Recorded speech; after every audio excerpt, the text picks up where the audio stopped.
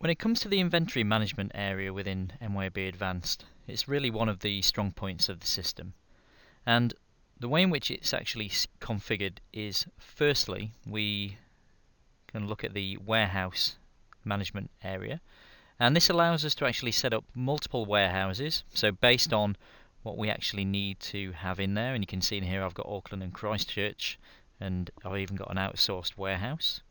Now, within those warehouses, we can tag them to a branch, which means that for a balance sheet, we can actually then track it for that individual branch. But also, what we can do for the different warehouses is we can actually set up, if we choose to, default GL accounts. So in this case, the inventory on hand could be going to a different GL account based on each warehouse. Now, the other thing that we can do within a warehouse is we can actually set up locations. And locations are either individual areas within the warehouse itself, or bays, or even they can be bin codes. Now, this means that when we receive them in, we can bring them into these different locations and ship them out of the different locations. And we can even dictate as well, in the case of this loading bay, that we can sell from here, but we can't actually receipt into here. Now, the other thing that we can do is we can also set a pick priority if we choose to say that when we're generating our pick lists for shipping, it will pick this location first ahead of this location.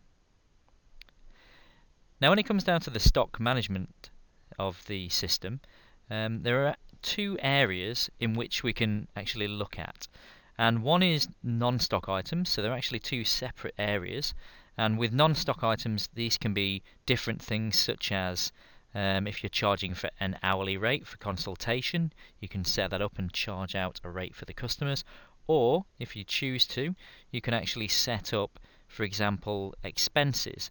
So if you were actually doing a telecom expense, you can set that up with the correct general ledger account to automatically go on to the AP bill. Now, when it comes down to the stock side of things, we have actually got a different area to do with stock items.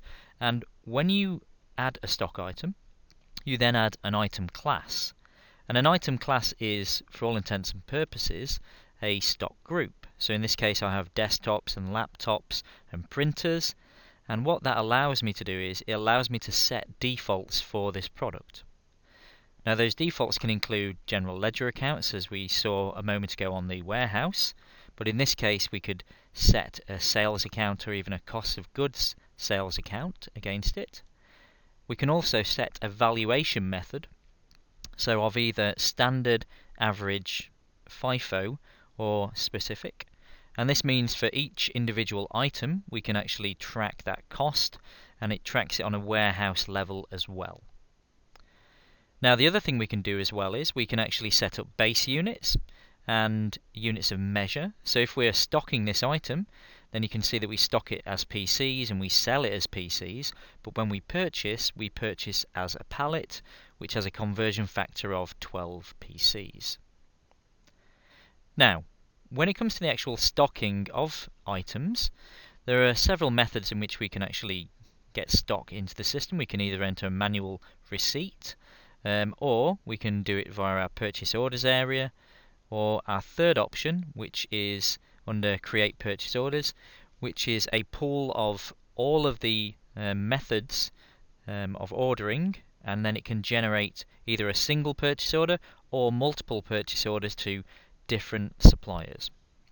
Now, the way in which this works is it can be either based on the fact that we are raising sales orders and tagging them as back-to-back ordering, so we can send it directly from our supplier to the customer, or we could even run a routine which is our prepare replenishment, and that will automatically calculate based on what we've set up in the system to bring through what stock we actually need.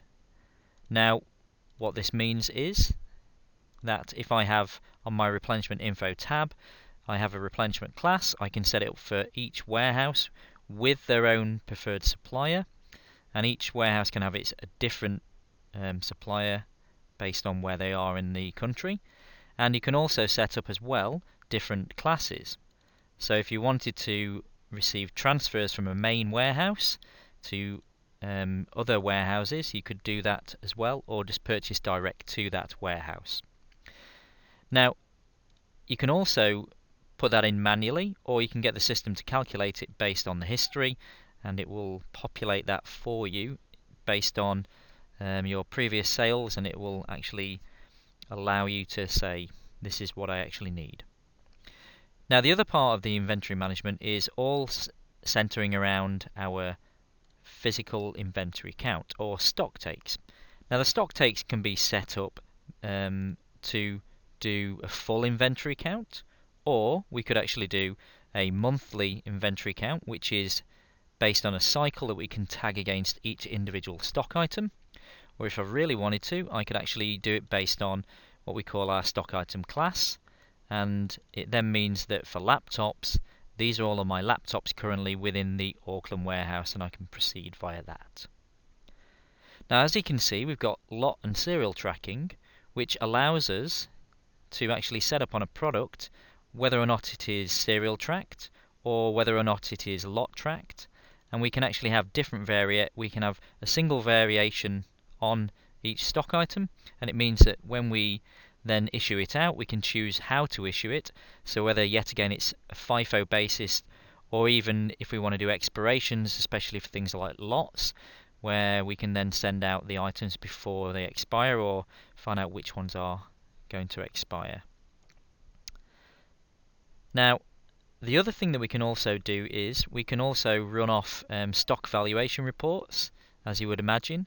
And the way in which we do this is we have default reports that are already in the system, but for normal stock checking we can actually check via our generic inquiry.